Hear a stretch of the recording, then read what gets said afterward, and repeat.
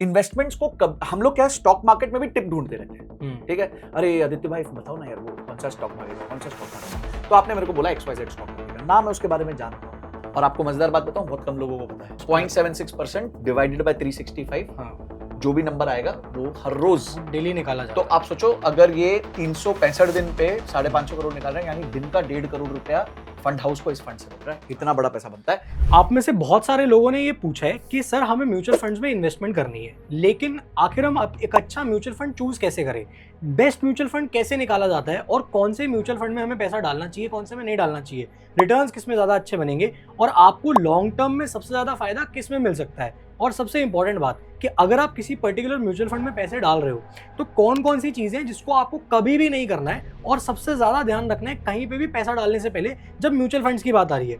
तो ये सारी चीज़ें आज हम इस वीडियो में समझने वाले हैं। संजय सर के साथ मिलकर हम आज पूरा ब्रेक डाउन करेंगे कि म्यूचुअल फंड में अगर आप पैसा इन्वेस्ट करना चाहते हो तो आपको किस तरीके से करना चाहिए, और अगर आप बेस्ट म्यूचुअल फंड ढूंढ रहे हो अपने लिए तो आपकी रिक्वायरमेंट के हिसाब से बेस्ट कौन सा हो सकता है, वो भी अभी हम ब्रेक डाउन करने वाले हैं। तो सर अभी हम ये सारी चीजें समझने वाले हैं। ठीक है, ग्रेट। तो देख, सबसे पहले जो वर्ड है ना, वो ये वर्ड सब लोग ढूंढ रहे हैं, बेस्ट। ये best is not the right word, the right word is right. अच्छा, हमें ना राइट म्यूचुअल फंड चाहिए, बेस्ट म्यूचुअल फंड नहीं चाहिए। ठीक है। क्योंकि बेस्ट तो हर 3 महीने में बदलता है। अब एक डेटा के अनुसार ये देखा गया है कि जो म्यूचुअल फंड एक पर्टिकुलर क्वार्टर में टॉपर रहा है, 75% चांस है कि वो अगले क्वार्टर में टॉपर नहीं रहेगा। ठीक है। तो यानी कि आप क्या करोगे। अच्छा, मैं काफी मेरे क्लाइंट्स को भी ये देखता हूं कि उन्होंने क्या किया हुआ ना, उनका म्यूचुअल फंड का जू बना हुआ है। ऐसा अपन जू में जाते तो एक बंदर होगा, एक शेर होगा, भालू होगा, तो इसी तरीके से उनके पास सारे तरह के म्यूचुअल फंड आ गए। क्यों? क्योंकि वो हर 3 महीने में देखते हैं नया कौन सा आया है, टॉपर कौन है, तो उसमें डाल देंगे भाई इस बार कॉन्ट्रा फंड अच्छा चल रहा है, इस बार मल्टी कैप अच्छा चल रहा है, इस बार फ्लेक्सी कैप अच्छा चल रहा है। They are not right looking at the right mutual fund. वो सिर्फ ये देख रहे हैं बेस्ट कौन सा है। फिर जब वो परफॉर्म नहीं करता फिर वो स्ट्रेस में आते हैं। बिकॉज पीटर लिंच ने एक बहुत अच्छी बात बोली थी कि उन्होंने कहा था कि you should know what you own and you should know why you own. आप क्या ओन करते हो और क्यों ओन करते हो, ये आपको क्लियरली पता होना चाहिए। ठीक है। तो क्वेश्चन ये नहीं है कि बेस्ट म्यूचुअल फंड क्या है, क्वेश्चन ये है कि राइट म्यूचुअल फंड क्या है। सेकंड रादर पॉइंट ये है कि कभी भी यहां से स्टार्ट नहीं करना है सर राइट म्यूचुअल फंड कौन सा है। स्टार्ट यहां से करना है कि मेरा गोल क्या है, व्हाट इज माई गोल, मुझे पैसा क्यों चाहिए। देखो लाइफ में ना इन्वेस्टमेंट्स को हम लोग क्या स्टॉक मार्केट में भी टिप ढूंढते रहते हैं, ठीक है। अरे आदित्य भाई बताओ ना यार, वो कौन सा स्टॉक भागेगा, कौन सा स्टॉक भागेगा। तो आपने मेरे को बोला XYZ स्टॉक भागेगा, ना मैं उसके बारे में जानता हूँ, मैं उसको पकड़ के क्यों बैठा हूँ। अच्छा, आपने बोला मैंने खरीद लिया, वो ऊपर चढ़ गया, उसके बाद वो नीचे गिर रहा है, मेरे को पता ही नहीं बाहर निकलना है कि नहीं। अभिमन्यु का चक्र भी हो गया, अंदर तो घुस गए, बाहर नहीं निकल पा रहे। अच्छा, आपको पता है उसके बारे में, हो सकता है आपने पहले बेच दिया ऊपर, मुझे बताया ना हो, it was not your duty to tell me. तो at the end of the day ये ना बहुत माइंड पे स्ट्रेस डालता है। तो आप लाइफ में ना ये सब चीजों को डिक्लटर करो। Finance is very very easy. आप अपने लाइफ के गोल्स बनाओ, बकेट्स बनाओ। तो आपका बकेट नंबर 1 होना चाहिए इमरजेंसी फंड। ठीक है। आप अपना इमरजेंसी फंड सबसे पहले क्रिएट करो। तो इमरजेंसी फंड में क्या होगा कि भाई मिनिमम मरे पिटे रोए गिरे 3 महीने का खर्चा आपके पास पड़ा हुआ है। किसमें 3 महीने? सिर्फ मरे पिटे रोए गिरे। अच्छा, आइडियली 6 to 12 मंथ्स आपके पास होना चाहिए। अगर आप अगर आप बैचलर 9 to 12 लेके चलता हूं। अगर आप बैचलर हो तो 6 मंथ्स ओके, ठीक है, आपके पास इनफ रनवे हो जाता है। अगर फैमिली है तो 12 महीने का रहता है, सेफ फील करते हैं। ठीक है, तो आपने बकेट 1 कर दिया इमरजेंसी फंड। अब आप लेके आओ कि आपको अपने गोल्स क्या बनाने। तो आपका हो सकता है गोल नंबर 1 है कि आपको 3 साल बाद एक कार चाहिए। ठीक है जी। अब कार चाहिए तो कार चाहिए मुझे समझिए 10 लाख रुपए की। तो मुझे उस टाइम पे 10 लाख रुपए पूरे नहीं, पर मुझे 3 लाख रुपए चाहिए ताकि मैं डाउन पेमेंट कर सकूं। ठीक है, बाकी 7 लाख मैं लोन ले लूंगा। ठीक है। तो मेरे पास डाउन पेमेंट के आज पैसे नहीं है, मैं 3 साल में 3 लाख रुपए इकट्ठे करूंगा। ठीक है जी। तो आपने क्या किया, 3 साल का गोल है 3 लाख रुपए लाने हैं। तो आपने रिवर्स कैलकुलेशन करा कि आपको कितना पैसा महीना चाहिए। अब उससे पहले आपको यहां पे करना पड़ेगा एसेट एलोकेशन। एसेट एलोकेशन मतलब मैं पैसा डालूंगा कहां। एक चीज याद रखना, और ये सब लोगों के लिए बहुत क्लियर इंस्ट्रक्शन में बता रहा हूं कि जितना आपका गोल का ड्यूरेशन छोटा होता है उतना आप कम रिस्क ले सकते हैं। ठीक है।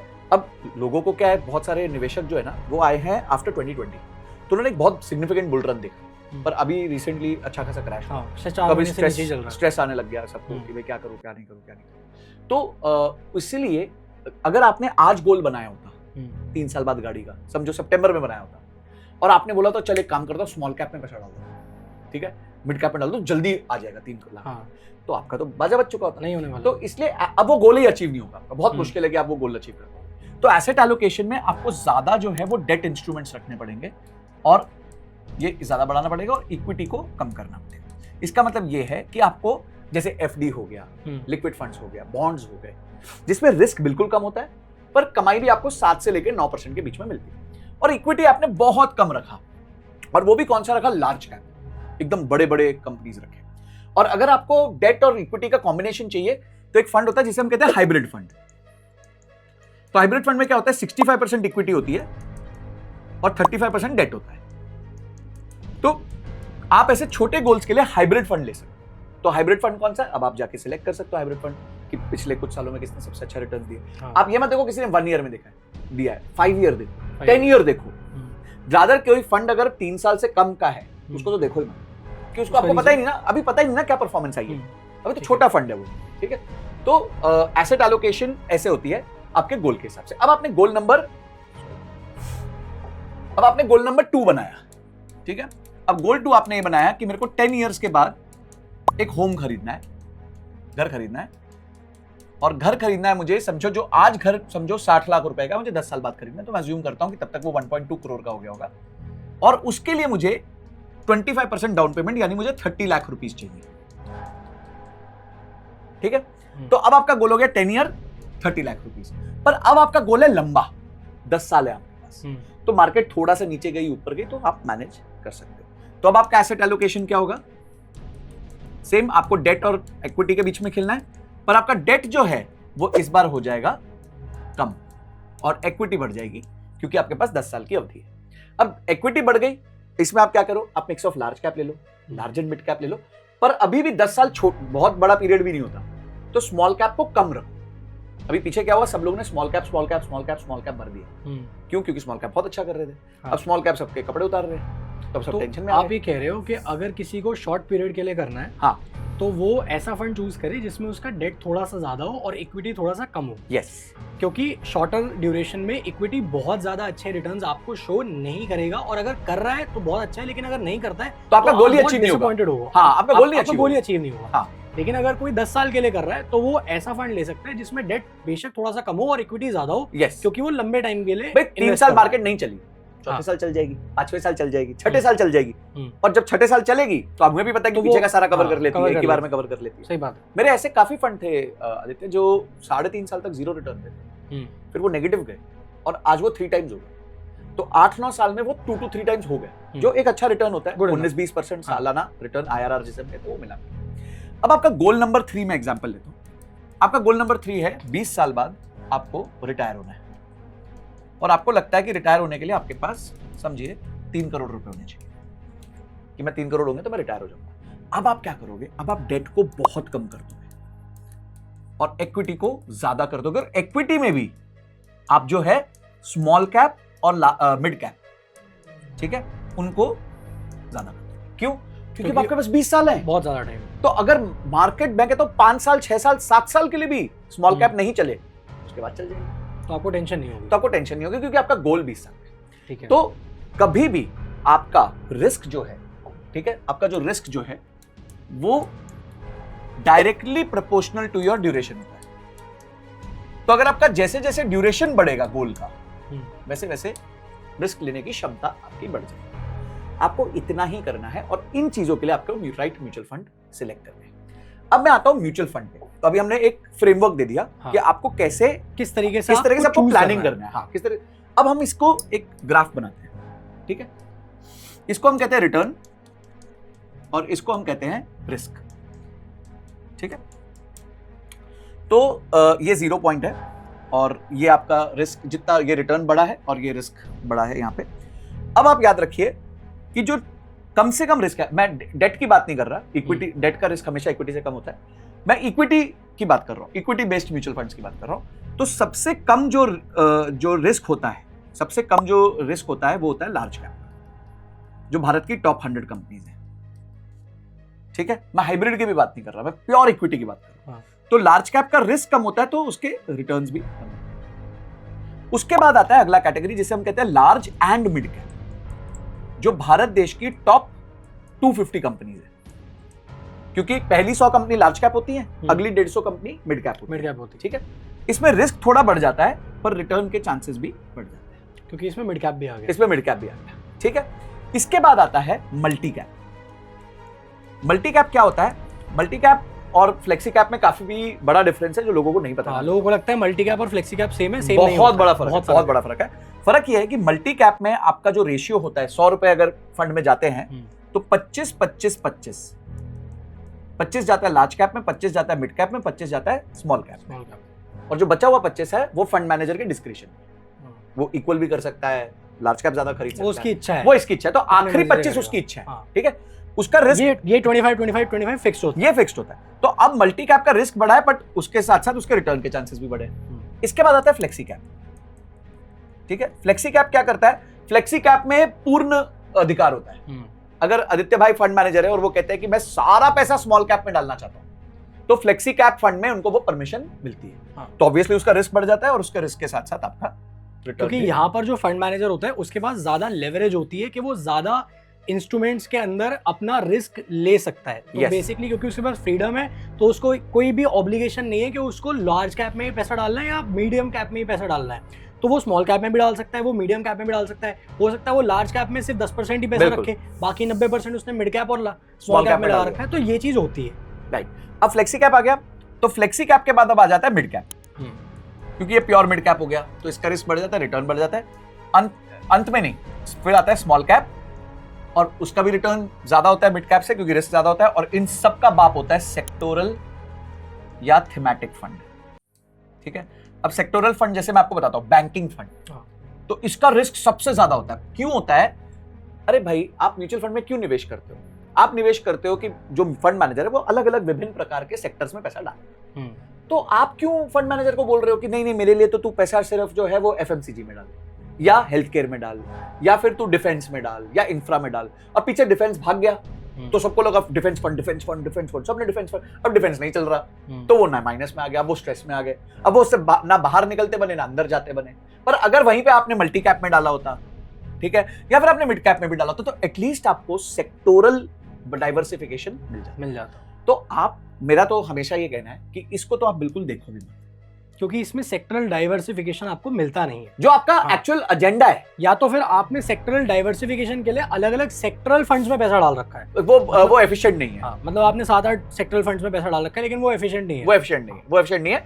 मुझे लगता है कोई भी एक स्टार्टर है, ठीक है, और उसकी अवधि 5-6 साल की है गोल की, तो ideal to start is this multi cap से। और अगर रिस्क और कम लेना है तो बी समवेयर हियर, है ना। मैं जानता हूं आप में से काफी लोग रिस्क नहीं ले पाते हो, आपको डर लगता है, आपको दिखता है जैसे -1% 2% दिखेगा तो प्रॉब्लम होगी। मैंने तो बहुत बड़े बड़े माइनस देखे हैं तो मेरे को कोई फर्क नहीं पड़ता।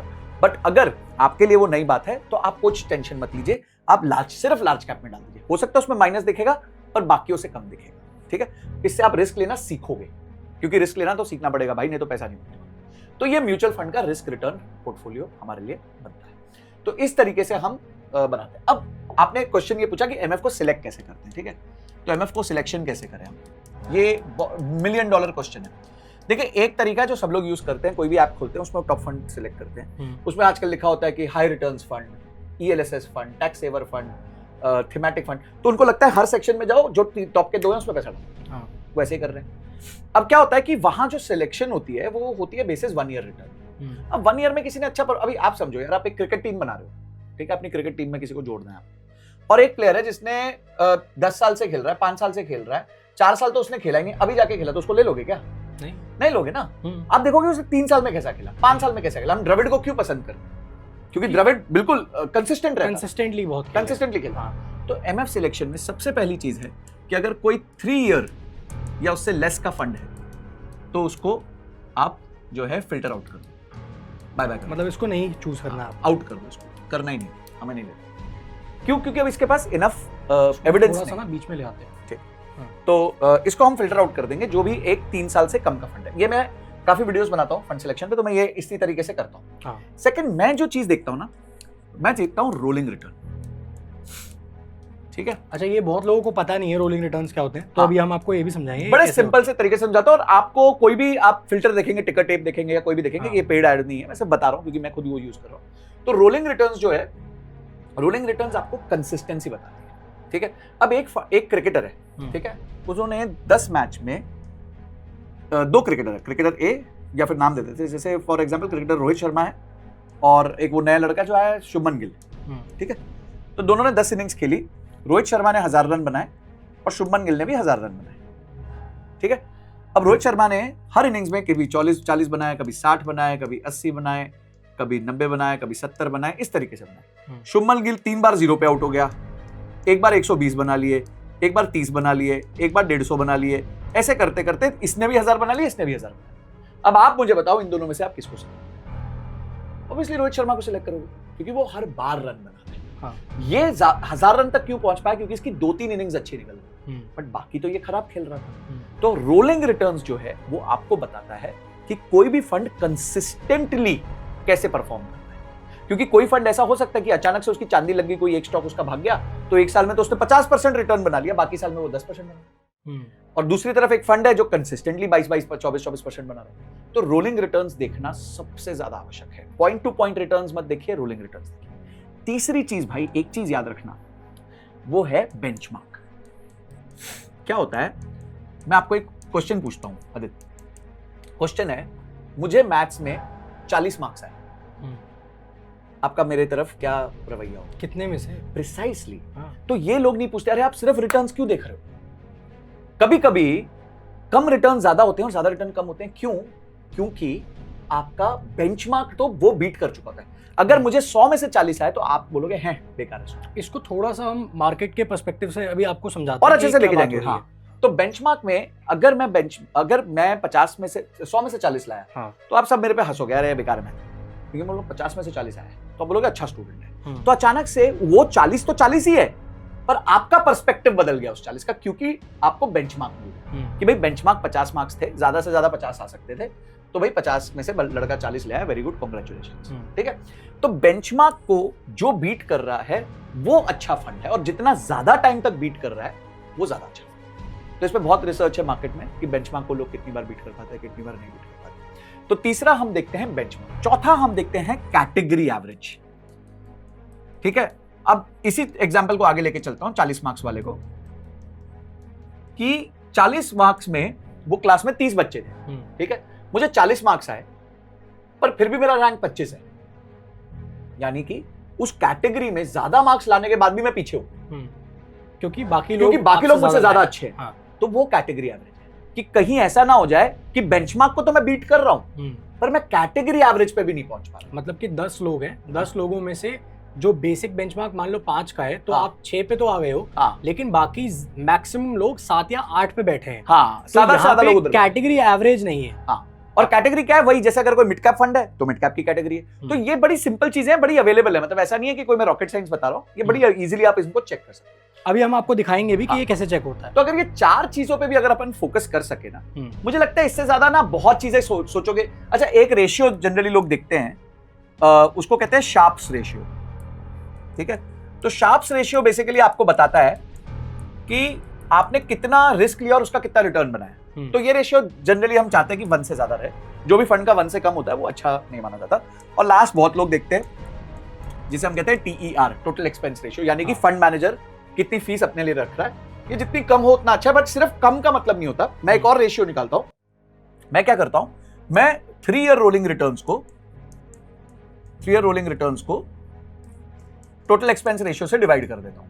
तो इससे क्या होता है, एक काम करते हैं हम, हाँ, टोटल एक्सपेंस रेशियो को और ये वाली जो चीज है इसको हम अलग से एक बार समझा देते हैं आपको कि ये कैसे काम करता है, ताकि आपको बेटर अंडरस्टैंडिंग हो जाए। डन, ठीक है। तो आदित्य भाई ये देखो, HDFC mid cap opportunities fund हो गया, तो मिड कैप के बारे में हम आ गए, ठीक है। इसमें इसका पूरा चार्ट आ रहा है यहाँ पे, और इसका जनरली टिकट का ये तो प्रो वर्जन है तो इसलिए है। इक्विटी में ये आ गया, मिड कैप फंड है।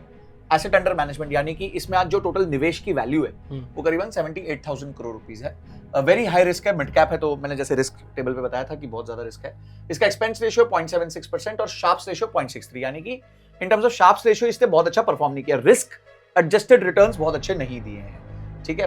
अगर आप इसकी बाकी चीजें जैसे बेसिक चीजें, एग्जिट लोड 1% अगर 1 साल के अंदर निकालते हैं तो, और अगर आप देखें तो yes HDFC mid cap opportunities fund ने 1 साल में 15% रिटर्न दिया है, 3 साल में 24 दिया है और लाइफ टाइम टैगर उसका 21.15% रहा है।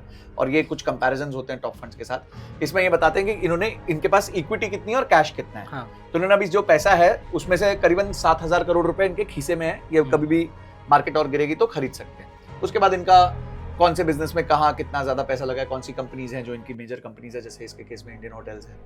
तो बस ये है। और इसके बाद उनका जो फंड मैनेजर है उसका क्या एक्सपीरियंस है, ये सारी चीजें बताई जाती हैं।